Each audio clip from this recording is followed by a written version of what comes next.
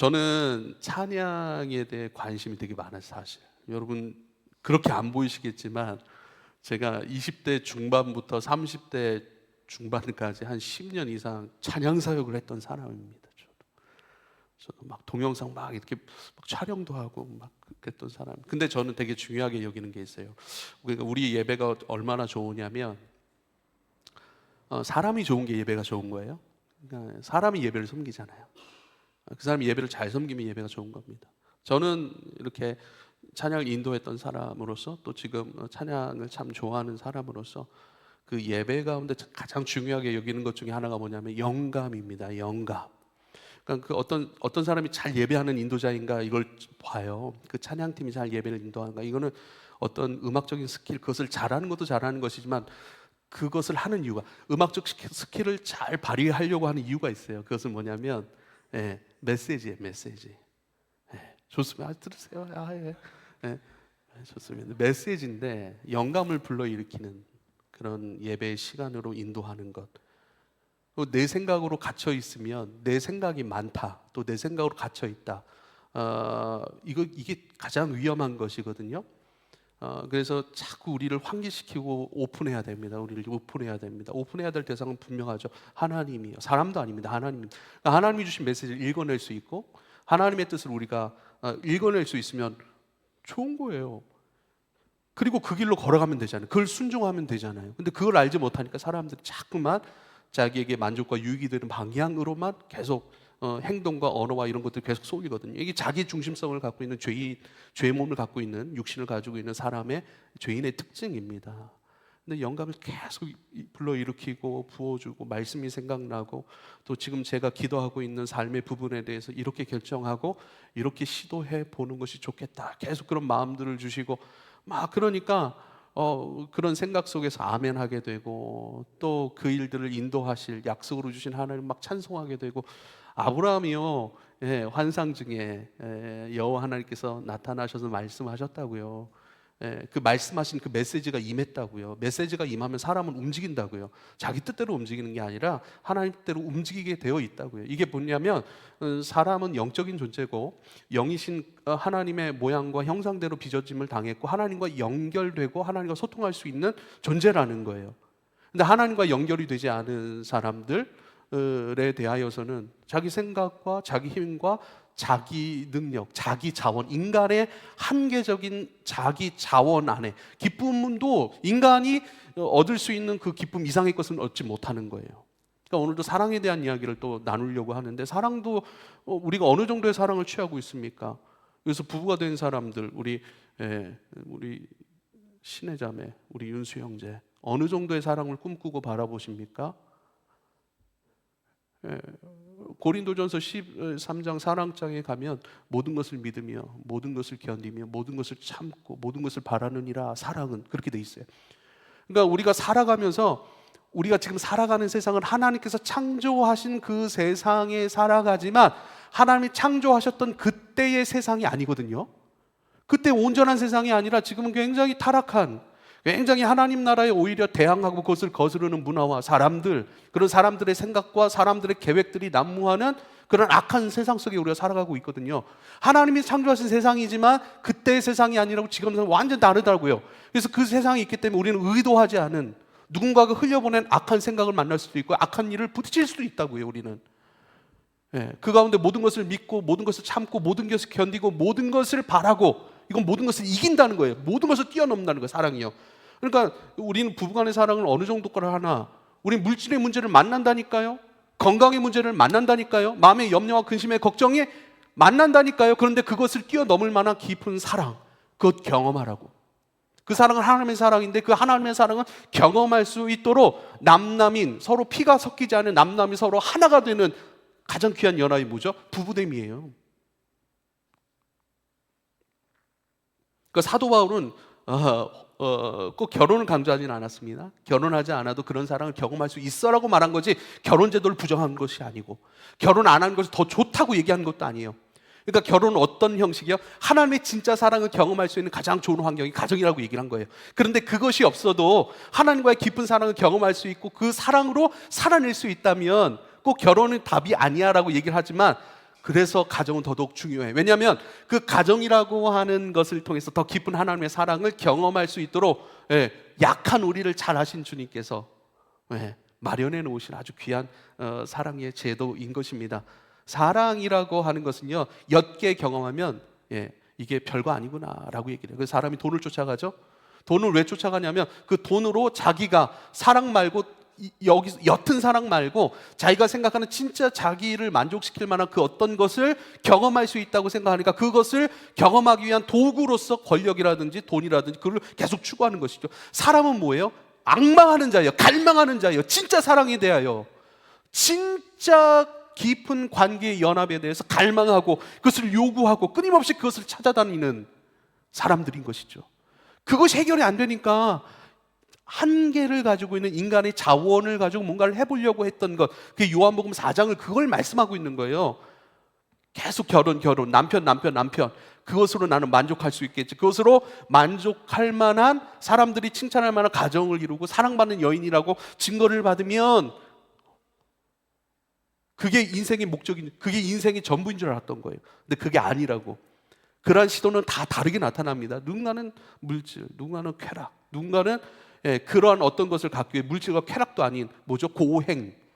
스스로 그 어떤 고통과 고행과 이러한 것들을 통해서 진리에 이르려고 하는, 만족과 행복에 이르려고 하는 인간적인 시도. 그러니까 쾌락주의도 아니고요. 그 쾌락주의 반대편을 그걸 뭐라고 그러죠? 고행주의가 아닌데 갑자기 생각이 안 나요. 예? 영지주의는 더더욱 아닙니다. 지금 영지주의를 얘기하려는 것이 아닙니다, 사모님. 용감하게 대답을 하시죠. 미안해요. 아무튼 금욕주의. 죄송합니다. 자꾸 이렇게 금욕주의도 아니고 영지주의래. 쾌락주의도 아니고 쾌락을 통해서 진리에 이르려고 하는 거, 만족에 이르려고, 행복에 이르려고 하는 것이고, 금욕을 통해서 서로 대치되는 예수님 쾌락주의자였다는 거 아십니까? 포도주를 즐기셨던 분이세요. 죄인들과 서슴없이 그렇다고 해서 이 시내가 더 놀라는 거 보니까 또 오해하지 마십시오. 자기의 허락한 사람들 하나도 잃어버리지 아니하였습니다 라고 하는 이 요한복음 18장 9절의 말씀처럼 그 사람을 얻기 위하여, 그러니까 하나님께서 만드신 세상의 모든 것들을 예수님이 즐기셨다고요. 즐기되 그것을 빠지지 않고, 그것 때문에 타락하거나 그것 때문에 자기의 본연을 잃어버린 것이 아니라 하나님 지어내신 그 안에 담겨놓은 하나님의 모든 숨결과 영광과 하나님의 창조성과 하나님의 모든 영광의 능력들을 기뻐하는 것으로 즐기셨다라고 하는 거예요. 할렐루야. 그러면 우리가 즐겨야 될, 쾌락으로 즐겨야 될 것과 즐겨야지 말아야 될 것들 다 구분이 되는 거예요. 이런 지혜가 저와 여러분 가운데 있기를 축복합니다. 오늘 아무튼 말씀으로 들어갑시다. 우리 지난주에는 존재하라, 그리고 일하라. 하나님께서 사람에게 허락하신 탁월함, 특징, 그건 뭐죠? 일할 수 있는 것이었어요. 일할 수 있는 창조성이 있다고요. 뭔가를 만들어낼 수 있고 아름답게 할 수 있고, 또한 지금 우리에게 있어서는 뭔가를 망가진 것들을 새롭게 할 수 있고 회복시켜낼 수 있는 그런 어떤 탁월한 하나님의 마음이 있고 하나님의 지적 능력이 있었고 창의성이 있었다라고 하는 것이고, 그리고 하나님의 세상을 만드시고 나서 뭐라고 말씀하셨죠? 하나님 보시기에 심히 좋았더라 하신, 하나님만이 누릴 수 있었던 거. 왜요? 창조주는 하나님이시거든요. 모든 것은 다 지어졌거든요. 그러니까 지은 자만이 경험할 수 있는, 창조자만이 경험할 수 있는 그 영광, 아름다움, 그 성취감. 우리도 성취감 알죠? 일을 딱 해놓고 뿌듯하고, 야 오늘 그냥 설교 어떻게 이렇게. 그러다가 이게 잘 안 된다고 생각하면요, 내가 진짜 막 죽을죽을. 그렇잖아요. 그렇죠? 성취감은 굉장히 중요한 거예요. 근데 그 성취감, 우리도 이것을 맛볼 수 있다고요. 그러니까 그 일을 통해서 막 돈만 벌려고 하지 말고 먹고 살 거 해결하려고만 하는 그것이 용도가, 일의 용도가 아니에요.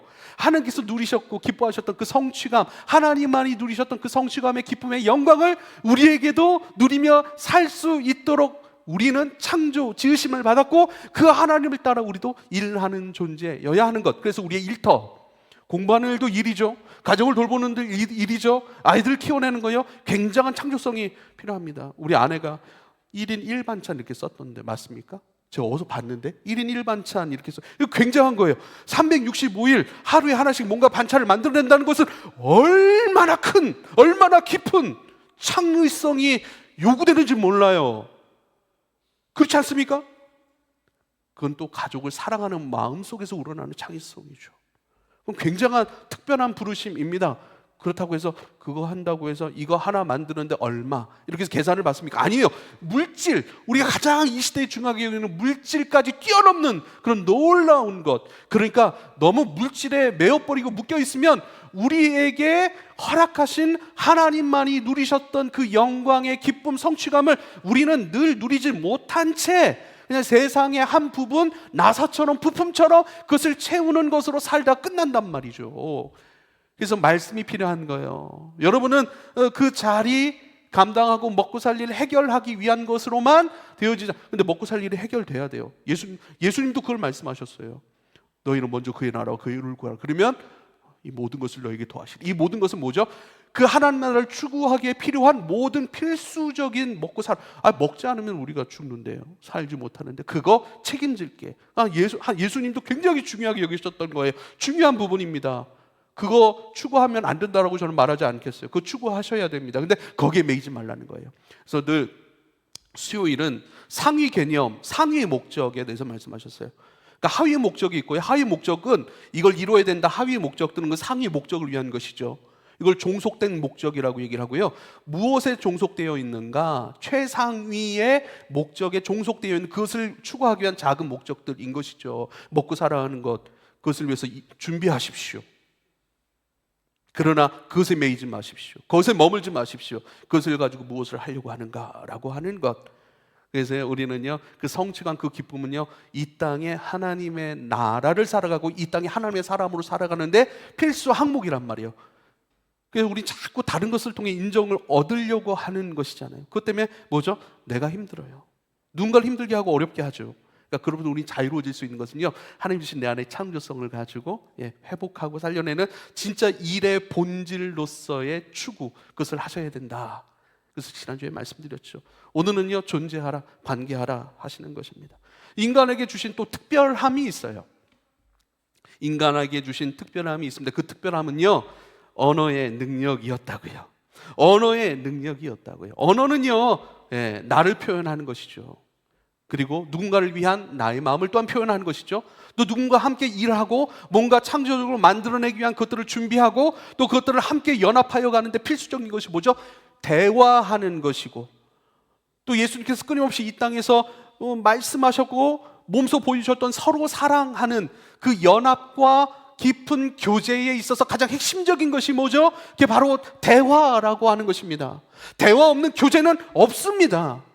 대화 없는 일의 성취는요, 잘못되기 쉽습니다. 대화 없는 어떤 일의 성취는요, 자기의 만족과 자기의 유익에 갇혀 있을 확률이 너무 쉽습니다. 그래서 대화가 단절되어 있어요. 자기 만족과 유익을 추구할 수밖에 없는 이유가 뭔 줄 아십니까? 대화가 없기 때문에 그 사람을, 그 관계를 이용하려고 드는 거예요. 맞춰가려고 하는 것이 아니라 이용하려고 해요. 그 사람을 통해 나는 무슨 만족과 유익을 얻을까? 그 사람을 통해 나는 어떤 이익을 얻을까? 그 사람을 통해 나는 뭔가를 많이 갖고 성공을 할 수 있을까? 늘 이용하려고 하는 오리에 빠진다고요. 그건 대화하지 않는 거라고요. 대화는 뭐예요? 서로 조율하는 거예요. 내 마음을 표현하는 거예요. 그 사람도 나에게 표현해 그 사람의 마음과 생각을 얻는 거예요. 함께 그것을 연합을 이루고. 연합이란 무엇이죠? 함께 하는 게 연합인가요? 아니에요. 연합은 섞여지는 거예요. 나의 좋은 것과 그의 좋은 것이 섞여가는 거예요. 그의 연약함이 내 안으로 들어와 그의 연약함이 좋은 것으로 바뀌고 그의 좋은 것이 내 안에 들어와 내 연약한 것을 더 깊은 성숙의 차원으로 끌어올리는 그것이 연합이라고요. 그 연합이 필요한 것이 뭐라고요? 그러면 대화해야 된다고요. 서로 조율해야 된다고요. 서로에게 감사와 존중의 표시를 해야 된다고요. 그게 바로 대화. 이것은 사람에게만 허락된 탁월함이고 특별함이었다는 사실을 기억할 수 있기를 부탁을 드립니다. 그런데 중요한 것은요, 이 대화라고 하는 것이요, 사람에게만 주신 것이 아니에요. 사람에게 주셨다는 것은요, 그것이 하나님에게 있었다라고 하는 것이고 하나님의 것이라는 것이죠. 하나님도 대화하셨다라고 하는 것입니다. 하나님의 대화가 최초로 이루어진 성경의 부분이 어딘지 여러분 아십니까? 창세기 1장 26절이에요. 함께 볼까요? 창세기 26장입니다. 하나님이 이르시되 우리의 형상을 따라 하나님이 이르시되, 하나님 말씀하시는 거예요. 우리의 형상을 따라 우리의 모양대로, 자꾸 우리라는 표현을 써요. 하나님은 성부, 성자, 성령 하나님 세 분 하나님으로 존재하시다. 세 분 하나님이 그러나 깊은 사랑의 연합 가운데 한 분 하나님으로 계시다. 한 분 하나님으로 일하시다. 그러시는 거예요. 근데 한 분 하나님이시지만 세 분 하나님, 철저히 세 분 하나님, 세 위격, 세 인격을 가지고 세 분의 의지와 생각과 세 분의 감정을 가지고 일하시는데, 그것이 뭐죠? 깊은 사랑 안에 하나로 계시다라고 하는 것. 그러니까 인간적인 이해 차원을 넘어선 것이기 때문에 참 어려운, 우리가 이해하기가 참 어려운 부분입니다. 근데 부부가 서로 대화를 많이 해요. 서로 깊은, 모든 것을 믿고 모든 것을 참고 모든 것을 견디고 모든 것을 바라고 함께, 그 모든 것이죠, 사랑 안에 하나로 있는 거예요. 우린 경험할 수 있는 것이죠. 이제 그의 생각, 그가 무엇을 원하고 또 내가 무엇을 원하는지 서로가 아는 거예요. 서로 무엇을 꿈꾸고 소망하며 아는 거예요. 그것을 같이 함께 걸어가는 거예요.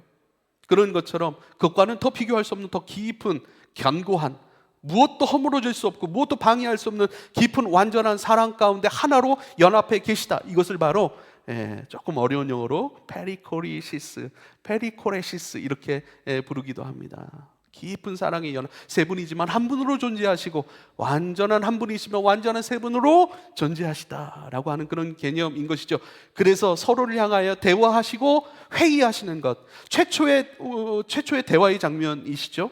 그리고 최초로 함께 회의하시고 최초로 함께 뜻을 모아내서 우리 가운데 결정과 뜻을 행하여 내신 것이 이 세상을 시작하신 것입니다. 우리의 형상을 따라 우리의 모양대로 우리가 사람을 만들자. 그들로 바다의 물고기 하늘의 새와, 그러니까 하나, 세 분의 하나님이 한 분 하나님으로 깊은 연합 가운데 서로 기쁨으로 동의하시고 서로의 결정들을 존중하시고 그 결정들이 이행될 수 있도록 서로의 것으로 완전 하나로 움직여내는, 그걸 만들어내는 그 하나님의 놀라운 모습이신 것을 우리가 꼭 기억할 수 있기를 부탁을 드립니다. 하나님도 대화하셨다고요.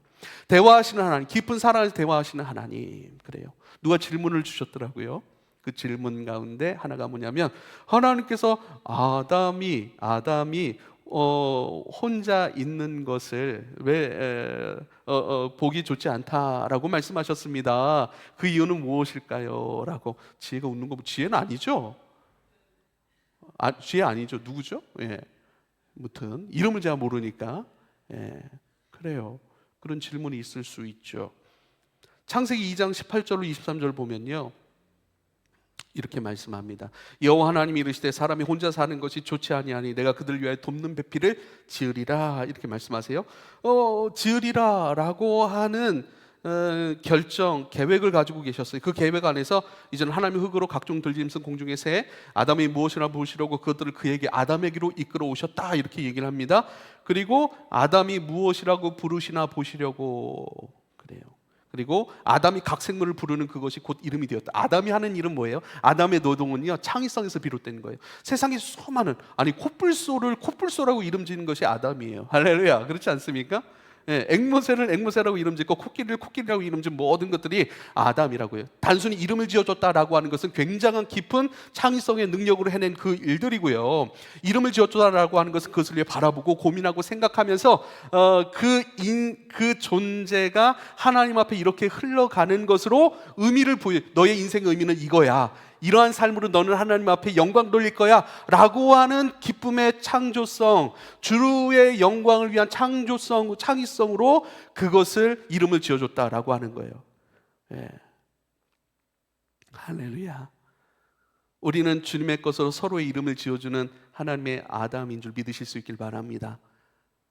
그래서 말씀이 중요해요. 하나님의 의도가 중요해요. 하나님의 뜻이 중요해요. 그 의도와 뜻 안에서 서로의 인생이 하나님 앞에 이렇게 흘러가면 좋겠다라고 하는 것으로 서로의 이름을 지어주고 그것으로 바라봐주고 그것으로 들어주고 인정해주고 그것으로 함께 해주는 아주 깊은 사랑의 관계가 바로 우리 교회 공동체라는 사실을 기억할 수 있기를 부탁을 드립니다. 무튼 열심히 그 거룩한 노동을 하도록 아담에게 그 일을 부여하시고 시키십니다. 그런데 20절에 보니까요, 아담이 돕는 배필이 없으므로 그래요. 그러니까 그 일을 하면서 아담으로 하여금 외로움이라고 하는 것을 경험하도록 주님께서 의도하신 것이죠.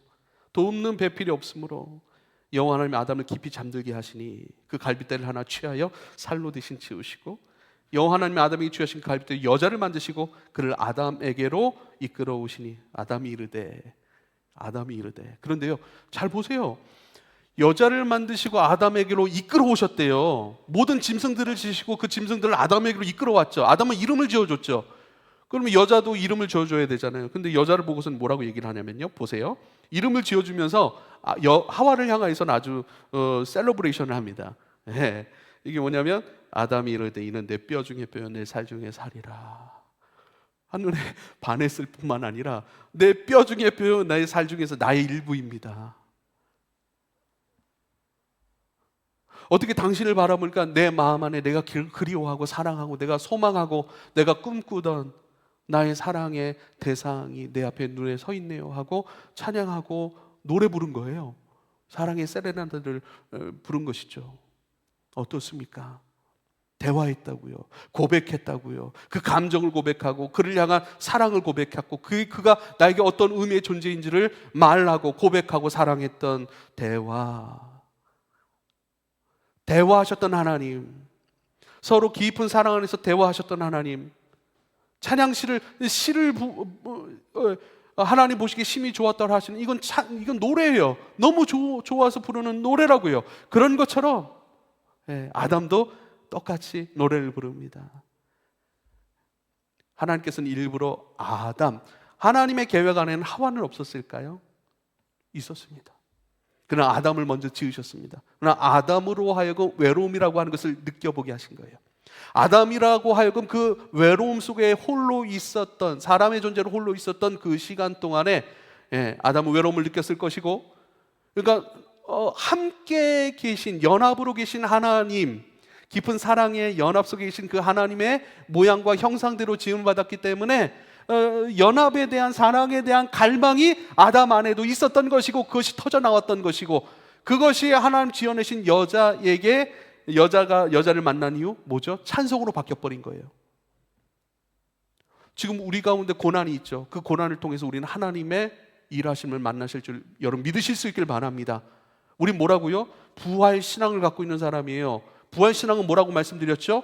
우리에게 고난이 와요. 고난이라고 하는 것에 마침표를 듣고 원망과 불평과 자기 부정과 하나님 부정을 해내는 그 마침표의 사람들이 아니라는 거라고요. 그 고난 너머에 뭔가가 있다. 죽음이 끝이 아니라, 죽음이 끝이어서 마침표를 듣고 이 세상에서 나 잘 살면 되지 라고 하는 것이 아니라, 하나님께서는 어리석은 부자의 비유를 통해서 이 땅에서 죽음 이후의 삶을 준비하기 위한 삶으로 살라고 말씀하셨죠. 그게 어리석음이 아니라 지혜로움이고, 지혜로움은 부활신앙에서 나온다는 거예요. 그래서 죽음의 마침표를 듣고 이 세상이 전부라는 것이 아니라, 죽음이라는 마침표를 찍지 않고 죽음은요 하나님의 완전한 세상으로 넘어가는 관문이라고요. 그런 것처럼 고난도 마찬가지예요. 고난이 전부일 거야 라고 마침표를 듣고 내 인생의 마침표를 찍는 안타까움도 있어요. 그것을 마침표를 찍고 뭐죠? 내 언어로 스스로를 죽이고, 생각으로 스스로를 죽이고, 원망과 불평으로 스스로를 죽이는 일들이 있다고요. 그게 아니라고요. 고난 너머에 뭔가가 있어. 하나님 준비하신 뭔가가 있어. 지금은 잘 이해할 수 없고 또 언제 그것이 드러날지 모르겠지만 사랑 안에서. 그래서 예수님께서 이 험한 세상의 제자들을 두고 하늘로 승천하시면서 그렇게 말씀하셨던 것 같아요. 서로 사랑하라. 서로 사랑하라. 왜요? 사랑이 모든 것을 믿으며 모든 것을 참고 인내하고 견디며 모든 것을 바라보게 하는, 모든 것을 이기게 하는 비밀은 사랑이 있는데, 세상의 그 악함 속에서 하나님만이 경험하셨던 그 사랑을 우리로 하여금 경험케 하시기 위하여서 우리로 하여금 끊임없이 사랑하라 사랑하라. 그리고 그 사랑은 뭔가, 몸서 수건을 허리에 동이시고 몸서 무릎 꿇고 자세를 낮추시면서 발을 닦아주셨다고요. 사랑과 섬김이라고요. 할렐루야. 그래서 그 이후의 것을 기대하고 소망하는 것은요 사랑의 힘으로 가능한 것이고, 그러므로 사랑은요 그리스도께서 우리에게 허락하셨던 그 부활 생명과 능력을 만나게 하고 그 안에서 자라가게 하는 여러분 과정이고, 우리에게서는 꼭 필요한 필수 영혼의 살아감의 모습인 것을 꼭 기억할 수 있기를 바랍니다. 18절에 보니까 혼자 사는 것이 좋지 아니하다 이렇게 말씀하세요. 외로움을 경험하게 하셨어요. 공동체의 존귀함과 아름다움과 공동체의 깊은 사랑의 것을 갈망하고, 그것이 얼마나 능력 있고 그것이 얼마나 우리가 하나님의 지어진 존재로 살아가게 하는 동력이 되는지 그것을 경험하게 하셨던 것이 뭐죠? 사랑을 떠나지 아니하며 사랑의 존재로 이 땅에 살아가게 하시기 위한 하나님의 완벽한 계획이었다라고 하시는 것입니다.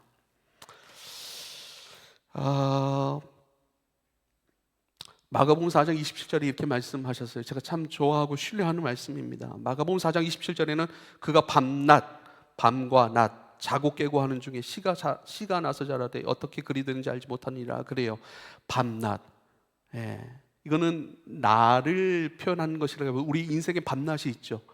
인생이 늘 낮일 수는 없잖아요. 햇빛이 짱짱한 성공가도를 행복 가도를 달리는 일만 있을 수는 없잖아요. 밤도, 인생의 밤도 있어요. 인생의 낮도 있어요. 인생의 어두운 터널을 지나는 것 같은 답답함과 눈물의 시간도 분명히 있다고요. 그러나 그 눈물의 시간만이 아닙니다. 낮도 있습니다. 빛의 시간도 있습니다. 할렐루야, 할렐루야.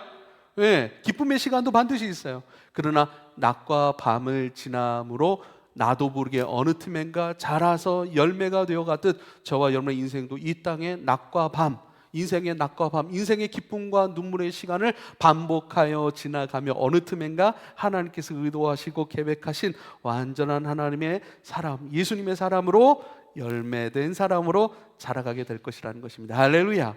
그래서 때론 눈물의 시간도 만나게 하시죠. 그 눈물의 시간을 통하여 부활의 역사로 우리와 함께 하신 주님을 더 바라고 소망하고 그 주님 앞에 그 일 때문에 잠들어 있지 아니하고 오히려 그 일 때문에 더 깨어 있어야 할 것은 부활의 능력으로 역사하신 하나님을 바라보고 그분이 만들어내실 완벽한 합력하여 선을 이루시는 그 놀라운 나라를 바라보고 그 나라를 영광으로 만나기 위한 준비의 시간으로 오늘을 견디고 인내하고 참고 소망하며 바라는 것이겠지요. 여러분 몇 가지 말씀으로 또 함께 말씀을 좀 마무리하고 싶은데 이게 설교의 반 정도 되니까 긴장끈을 놓지 마시고, 우리는 관계 가운데 세 가지의 관계를 좀 생각을 해야 됩니다. 하나님과의 나와의 관계, 그리고 이웃과 나와의 관계가 있죠. 그리고 나와의 관계가 있습니다. 그런데 이 세 번째 나와의 관계가요, 사실은 하나님과 나와의 관계, 이웃과 나와의 관계 안에 다 들어가 있어요. 그리고 한 가지 더 추가하려다가 그건 다음에 좀 말씀을 나누면 좋겠다. 마귀와 나와의 관계 가운데 우리 이 세상이 있습니다. 그래서 주님 뭐라고 말씀하시죠? 깨어 있으라. 우는 사자와 같이 우리를 덮치려고 우리를 기다리고 있다라고 얘기를 해요. 늘 깨어 있으라고 말씀하시죠. 깨어 있어야 합니다. 예배가, 말씀 들음이, 말씀 안에서 어떻게 살까 고민하는 것 자체가 깨어있는 행동들입니다. 이 행동들 안에 안전히 계실 수 있기를 부탁을 드립니다. 처음 하나님과 나와의 관계입니다. 우린 하나님 안에서 하나님으로 말미암아 지음을 받았습니다. 하나님의 특별함, 우리에게 허락하신 일할 수 있는 능력, 창의성, 또 관계할 수 있는, 대화할 수 있는, 함께 연합하여 하나님께서만 경험하실 수 있는 깊은 사랑의 연합, 모든 것을 이기게 하는 그러니까 우리의 모양대로 우리의 형상을 따라 우리가 사람만, 이건 굉장히 위대한 하나님의 계획이었고 그 계획의 대상이 바로 저와 여러분이라는 거예요. 근데 하나님의 계획은 없고 저와 우리 인간적인 계획만 난무하는 인생이어서는 하나님의 영광을 경험할 수가 없죠. 그러니까 인생이 너무 무미건조하고, 우리 늘 생각나는 거예요. 이렇게 살아도 되나? 이렇게 인생이 흘러가도 되나? 이렇게 나이 먹어도 되나? 이렇게 직장 생활해도 되나? 나 이렇게 공부해도 되는 거 맞나? 늘 왜 그러죠? 우리 안에는 하나님의 영적 DNA가 있는 거예요. 그래서 하나님이 처음 지으셨을 때의 그 원형, 은혜의 원형이 그대로 우리 가운데 새겨져 있습니다. 근데 우린 기억 상실증에 걸린 사람들과 같죠. 그 원형의 우리의 어떤 모토가 되고 방향이 되는 것들을 잃어버린 상태니까요. 근데 그것이 우리 가운데 내재되어 있고 우리 가운데 새겨져 있다니까요. 흔적으로 남아 있다니까요. 그래서 가끔 그것이 우리의 삶을 건드려 버려요. 그때 우리는 뭐죠? 이렇게 살아도 되는가라는 고민을 하는 것이죠. 그래서 질문을 통해서, 이런 영적인 고민, 인생의 고민을 통해서 그리스도를 만난 사람들이 있다는 사실을 기억하실 수 있기를 바랍니다. 이거 새신자 우리 교육하는 사람들이 잘 알고 있죠. 그리스도께로 만나지는 세 가지 문이 있습니다. 하나는 모태신앙으로 태어났거나, 하나는 기적을 체험했거나, 하나는 이 인생의 고민, 질문, 깊은 진리를 향한 그 갈망들, 이렇게 살아도 되는가라고 하는 것. 그러므로 우리 하나님으로 지으심을 받았습니다. 하나님의 탁월함이 내재되어 있는 사람들인 것을 우리가, 그래서 일의 성취와 대화를 통해 사랑의 깊은 경험을 하는 것으로 나아갈 수 있는 존재라고 말씀하셨습니다. 근데 오늘도, 지난주도 마찬가지지만 오늘도 또 말씀을 드립니다. 우리에게는 제한사항이 있습니다.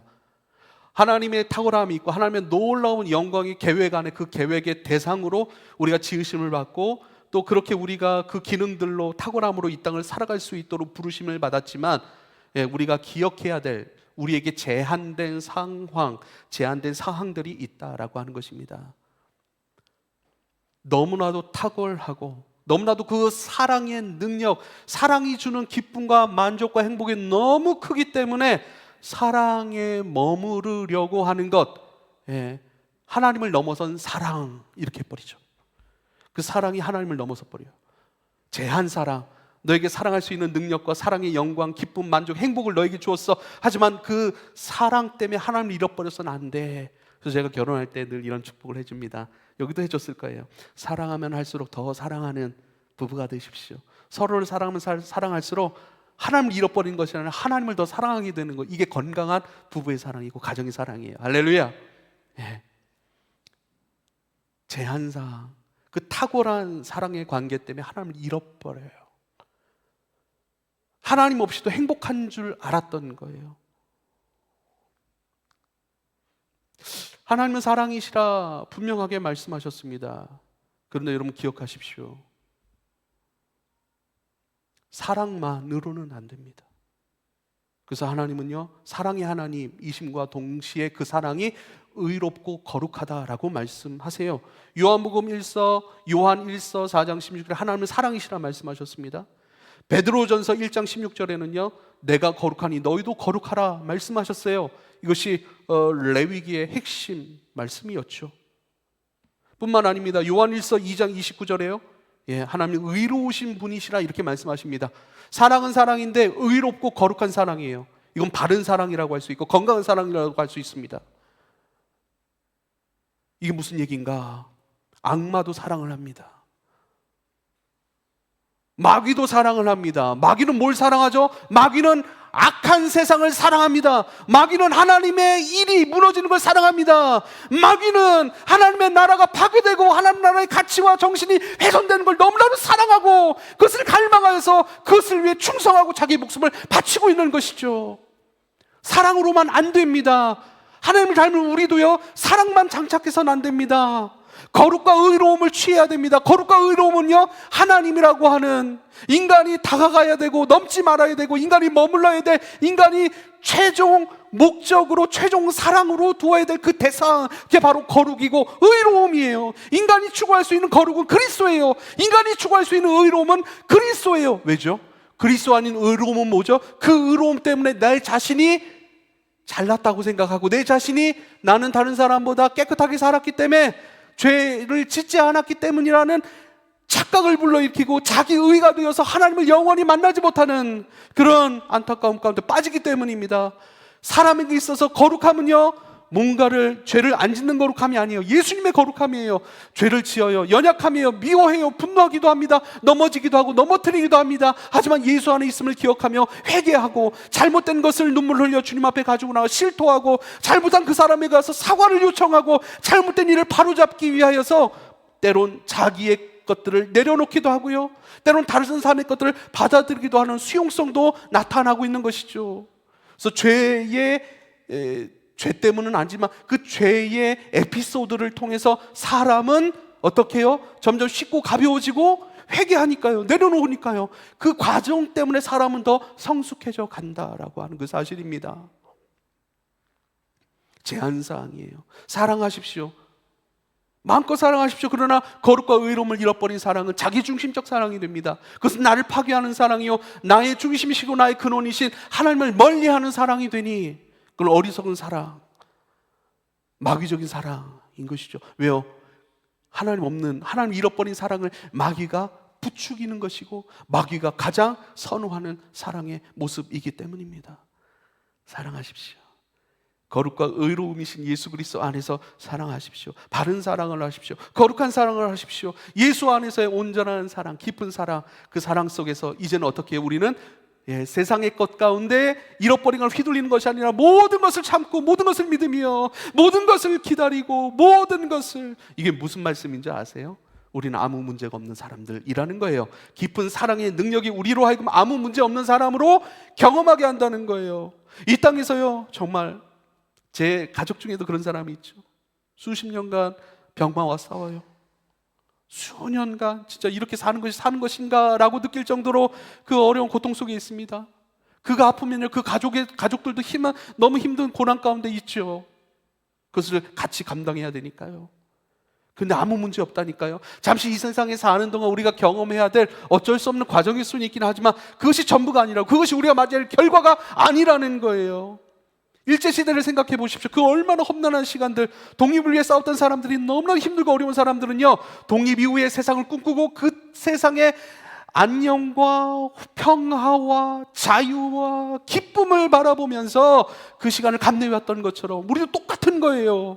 그 영혼의 자유함의 그 시간, 그 영광이 우리에게 주어질 날이 얼마 남지 않았으니 잠시 이 세상의 모든 것들 때문에 흔들리는 것이 아니라 오히려 우리는 결국 누가복음 16장에 여러분, 나사로라고 하는 이 땅에 거지로 살았던 사람이 아브라함의 품에 안겨, 죽어서 아브라함의 품에 안겼다라고 하는 그 말씀이 있잖아요. 우린 아무 문제 없는 거예요. 여기선 잠시 힘들고 어렵고 상실감도 있고 건강도 안 좋아서 그 너무 고통스러운 것입니다. 제가 판단하는 게 아니에요, 여러분. 쉽게 그것이 괜찮다고 말하는 것이 아닙니다. 그래서 더더욱 복음이 우리에게 필요한 이유이기도 하지요. 그러나 결국 당신은 너무나 힘들고 어려운, 감당하기 어려운 그 깊은 상실과 고통과 아픔 가운데 있지만 결국 당신은 하나님 품에 있는 사람으로 결정된 사람이고 당신은 하나님 품에 있을 것이니 당신은 괜찮아요. 아무 문제 없어요. 우리는 여기서 예수 안에서 좋음으로, 행복으로, 사랑 가운데 견딜 수 있는 사람입니다 라고 성경은 말씀하고 있는 거예요. 괜찮아요. 잠시의 불편함, 잠시 어긋맞지 않는 다툼도 있을 수 있어요. 그러나 그것 때문에 상실감을 갖지 마십시오. 괜찮은 거예요. 우리는 아무 문제 없어요.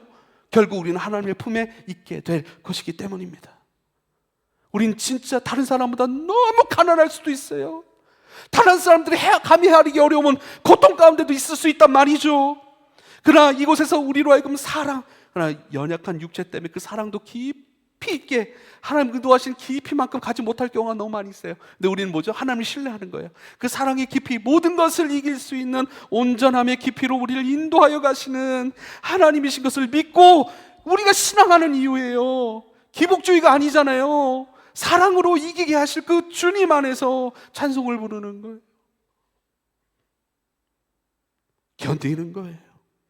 아무 문제 없음을, 그 두려움 가운데 이끌려가는 것이 아니라 두려움이 있지만 하나님 그 사랑의 능력으로 두려움이 잠재워지고 이제 우리가 맞이하게 될 하나님 품, 아무 문제 없는, 그리고 우리 칭찬과 우리를 맞이해 주실 그 주님의 격려와 그 세상의 것으로는 비교할 수 없는 하늘의 것으로 우리 가운데 면류관으로 씌워주실 그 주님을 바라며 담대히 오늘을 살아가게 하시는 그 능력이 바로 사랑 안에 있다고요. 거룩하고 의로운 예수 안에서의 사랑 안에 그 놀라운 누림이 있다라는 사실을 기억합시다. 그래서 사랑합시다. 이웃과 나의 관계에 대하여서 예수님께 이 땅에 오신 이유가 뭔지 아세요? 서로 미워하고 다투고 분쟁하고 그러한 우리의 말리러 오셨어요. 그런 우리에게 화평을 전해주시기에 오셨어요. 에베소서 2장 14절입니다. 그는 우리의 화평이신지라 둘로 하나를 만드사 원수된 것 곧 중간에 막힌 담을 자기 육체로 허시고, 여기서 자기 육체로 허셨다라고 하는 것은 십자가를 말씀하시지 않습니까? 내가 십자가에 달려 죽은 이유가 뭔 줄 아냐? 너희들 싸우는 거, 그것 가운데 화평을 주기 위해서야 라고 말씀하셨습니다. 자녀들이 싸워요. 경고를 날립니다. 조용해라. 싸우지 말아라. 서로 존중해라. 말 예쁘게 해라. 건들지 말아라. 근데 또 싸웁니다. 조심해라. 목소리가 좀 올라갑니다. 근데 또 싸워요. 큰 소리가 나요. 그럼 뭐죠? 이제는 아버지가 그리로 가는 거예요. 그들을 말리러 가는 거예요. 앉혀놓고 10분, 20분 설명하는 거예요. 너희들이 사랑해야 될 이유, 싸우지 말아야 될 이유 설명하는 거예요. 그래도 안 들어먹어요. 그럼 뭐죠? 인간, 어른의 언어로 이제는 그 아이들의 것 이상, 그 이상의 경험들과 철학들과 어떤 사랑의 기쁨의 것들이 있지 않습니까? 그걸 경험하지 않아서 그 이상의 것으로 그들을 화해시킵니다. 그들을 화평케 하는 것이죠. 인간은 인간적인 그 자원의 한계 때문에 다툴 수밖에 없다니까요. 인간 자원의 한계적인 것, 그것을 서로 한계적인 것이고 100개밖에 없다고요. 100개를 더 갖기 위해서 더 가져야 안전하니까요. 더 가져야 행복할 것 같으니까요. 잃어버리면 또 싸워야 되고 또 찾아야 되고, 이게 인간 세상을 잘 나타내주는 그런 그림 아니겠습니까? 서로 한계적인 것으로 싸운다고요. 그래서 영원하시고 무한하신 하나님을 사랑하실 수 있길 바랍니다. 할렐루야. 싸운다고요. 그 위에 인간의 것, 그 이상의 것으로 예수님의 십자가는 하나님의 지혜라고 말씀하셨습니다. 놀라운 능력이라고 말씀하셨습니다. 사람들 눈에 보기에는 패배, 죽음, 허물어짐, 상실, 고통, 희생, 낭비, 쓸데없는 짓이라고 보일 수 있겠지만, 아니, 아예 믿지도 않겠지만, 그런 하나님의 능력, 하나님의 지혜라고 말씀하셨던 것은 죽음의 권세 가운데 얽매여 있던 저와 여러분을 자유케 하는, 우리를 위하여 대신 죽으신, 우리 안에 있는 죄의 모든 것들을 처리해내신, 우리는 대가 없는 죽음을 가진 사람들이 아니에요. 그냥 말 한마디로 용서를 받은 사람이 아니에요. 말 한마디 용서받았다면 우리가 그동안 지어놨던 그 죄는 뒤에 그대로 쌓여져 있겠죠. 그러나 진짜 자유는 뭐죠? 우리 뒤에 쌓여져 있는 죄가 전부 다 없어지는 거예요. 해결되는 거예요. 그 죄를 실제로 해결하신 거예요. 죄는 그대로 남아있는데 내가 너 용서했어. 그러면 우린 이 죄를 가지고 살아야 되잖아요. 이 죄의 책임은 누가 가져요? 죄의 책임은 사망인데요. 근데 이 죄의 책임을 전부 다 해결하신 거예요. 죄의 책임을 자기가 가져가 버리신 거예요. 그 죄짐을 짊어지고 죽으신 것이 십자가라고 하는 것이죠. 그리고 내가 너 이렇게 사랑했는데 너희도 나를 따라 사랑하라, 사랑하라, 그렇게 말씀하신 것입니다. 요한복음을 보십시오. 예수님 나중에 죽으시기 그 직전의 날까지 끊임없이 반복하신 그 말씀은요, 서로 사랑하라, 서로 사랑하라, 서로 사랑하면 세상이 너희가 내 제자인 줄 알 거야 라고 말씀하셨습니다. 하나님은 사랑이시라 말씀하셨고, 하나님을 사랑한다 하면서 형제를 미워할 수 없다라고 말씀하셨습니다. 뭐죠? 하나님을 사랑하는 자에게 사랑할 수 있는 능력이 있고, 그 사랑의 능력으로 말미암아 형제의 사랑은 자연스럽게 이루어지는 너희가 누릴 만한 기쁨이라고 우리에게 말씀하고 계시는 것입니다. 근데 재밌는 것은요, 창세기 2장 25절이에요. 아담과 그의 아내 두 사람이 벌거벗었으나 부끄러워하지 아니하였더라 그래요. 여기서 안에 서로가 두 사람이 벌거벗었으나, 이 벌거벗은 옷을 입지 않은 상태, 이 언어 영역을 잘하는 사람은 이것이 벌거벗은 상태, 그러니까 옷이 없는 상태라고만 생각하지 않습니다. 언어 영역을 잘하는 사람은 뭐죠?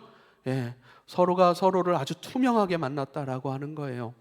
우리가 서로 오해하는 경우가 많죠. 그 사람 속을 모르기 때문에 그래요. 이건 진짜 사람 피 말리는 거예요. 피 말리는 거라고요. 사람 속을 말하질 않아요. 속은 다른 생각, 다른 마음, 다른 계획, 다른 뜻, 다른 감정을 품고 있는데요, 말은요 다르게 합니다. 말 때문에 우린 좋아해요. 그러나 그 속에 있는 것들이 느껴지기 때문에 우리가 너무 고통스럽지 않습니까? 근데 이게 무슨 말이에요? 서로의 속을 다 알았다는 거예요. 밝아고 벗겨진 그 상태로 그러니까 여러분이 제 속을 알고 있다는 것이고 제 생각을 알고 있다는 것이에요. 저와 여러분이 제 생각과 제 속을 알고 있다면 아마 이곳에 남아 계실 분들이 많지는 않을 것 같아요. 그래서 제가 이 이야기를 자신 있게 할 수 있는 것은 나만 그런가? 그쪽도 마찬가지라는, 우리는 다 똑같다라고 하는 것이죠. 근데 한번 보세요. 예찬이가 이렇게 아주 홀리한 모습으로 이렇게 보고 있는데 예찬이 속이 난 보여요. 그렇죠? 그럼 뭐죠? 근데 뭐예요? 서로 부끄러워하지 아니하였더라. 나 들켰네. 야, 나 너 다 알아. 이게 아니에요. 부끄러워하지 않았다는 것은 그걸 문제 삼지 않았다는 거예요. 서로 투명하게 만났고 투명함 그대로를 좋게 봐줬고 좋게 여겼고 그것을 가지고 외면하는 것이 아니라 그것을 가지고 함께 하나님의 영광스러운 깊은 사랑으로 도달하는 과정으로 서로 함께 지냈다는 거예요. 할렐루야. 이건 비단 부부 사이의 얘기를 하는 것이 아닙니다. 나와 이웃의 관계를 얘기하고 있는 것입니다. 서로를 알아요. 나도 사람이고 그도 사람이고, 나도 성적이 있고 그도 성적이 있고, 그의 경험도 있고 나의 경험도 있는데 그의 아픔도 알아요. 그의 연약함도 알아요. 그의 부끄러워할 만한 그 감정도 내게 있음을 알고 그에게 있음을 알아요. 그것이 있지만 그것을 문제 삼지 않는 거예요. 오늘 내게 허락한 사람들을 하나도 잃어버리지 아니하였습니다라고 고백하신 예수님의 그 고백, 그것을 이루셨다라고 얘기를 했고, 그 말씀은요 요한복음 17장 12절에 그대로 하신 말씀이에요. 요한복음 17장 12절에 그 말씀을 하셨고요, 18장에 다시 그 말씀, 내가 기도했던 그 말씀이 성취되었다라고 말씀하시는 그 부분이에요. 잃어버리지 않은 건 뭐죠? 사랑 안에서 견디고 참고 조율하고 대화하고 서로 안에 하나님이 지어주신 그 영광을 향하여 용서하며, 때론 내려놓으며, 때론 감수하고 포기하고 어려움을 당하고, 당신 때문에 내 것을 포기해요, 당신을 이해하는 것에 에너지를 쏟습니다. 그것 때문에 서로를 비난하고 죽이는 일이 아니라, 그를 떠나는 일이 아니라, 나의 관계 울타리 가운데 제외시키는 것이 아니라. 아픈 사람은 달라요. 아픈 사람은 치료를 받을 수 있도록 도와줘야 됩니다. 여러분, 나의 관계 안에서 잃어버리지 않고 그 너머에 있는 뭔가를 함께 바라고 견디면서 그렇게 서로를 만들어갔다 하는, 이것이 이웃사랑, 이웃과 나와의 관계, 둘로 나눠진 그것을, 그 관계에 화평을 주기 위해 이 땅에 직접 오신, 아빠가 직접 간 것처럼 이 땅에 직접 오신 예수 그리스도, 그 성육신과 십자가의 고난과 죽음, 이젠 부활의 능력으로 화평을 주려 하심이라 하신 이 말씀을 이루는 것, 결국 성경은 하나를 얘기하고 있는 것이죠. 내가 만든 그 세상을 너희는 살고 있고, 그러나 그때와는 다른 세상이야. 그래서 사랑이 필요해. 그래서 창조성으로 회복해내는 일도 필요해. 그러나 그 일들을 하는 데 있어서 고아와 같이 내버려두지 않아. 내가 너와 함께 할 것이고, 그리고 그 사랑의 깊은 영광의 누림을 통하여서 부활, 그 에피소드 너머에 있는 부활의 영광을 너에게 맛보게 하기 위하여 나는 너희와 함께 하고 있어. 그러니 의심하지 말고 서로 사랑해. 그렇게 낮과 밤을 지내며 어둠의 일도 만나고 빛의 일도 만나며 우리는 언트맨과 주님 안에서 열매가 되어가는 거예요. 그렇게 우리는 자라가는 거예요. 그래서 디모데전서 4장 7절에 이렇게 말씀합니다. 이 모든 일이 전심전력하여 너의 성숙함을 모든 사람에게 나타내게 하라. 이게 디모데에게 한 것이거든요. 목회자 디모데, 아들과 같은 목회자 디모데에게 하신 말씀이에요.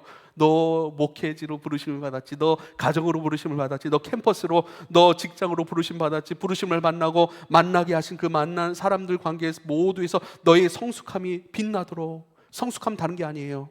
우리가 찬양했듯이 그리스도를 닮아가는 거예요.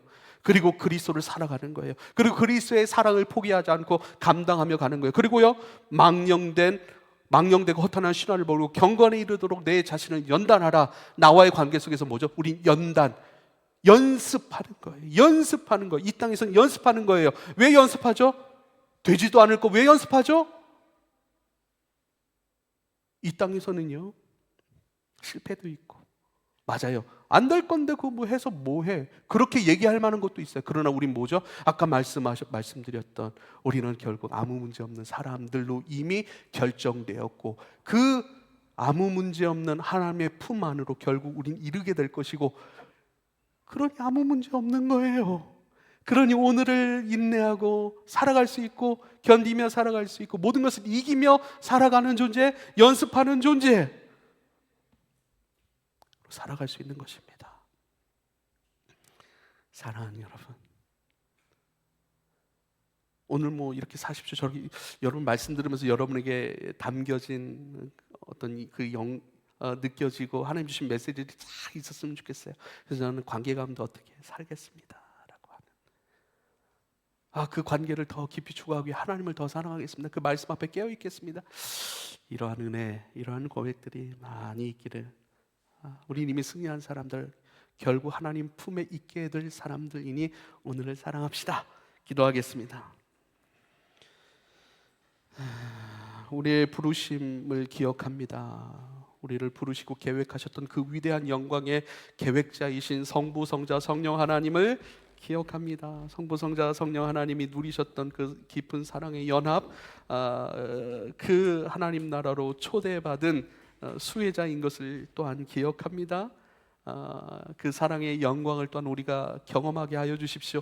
옅은 사랑, 인간적 사랑, 세상적 사랑이 아니라 신적 사랑, 하나님의 사랑, 그것을 잘 알아 모든 것을 믿으며, 모든 것을 참고, 모든 것을 견디며, 모든 것을 바라며, 그렇게 모든 것을 이겨갈 수 있는 사랑의 사람으로, 그러므로 우리에게 이미 이루어진 결코 문제가 전혀 없는 하나님 품에 있게 될 사람들, 그 인생으로 오늘을 살아가고 승리하고 또 사랑의 일들을 많이 만들어내는 지혜로운 주님의 아들과 딸들이 되게 하소서.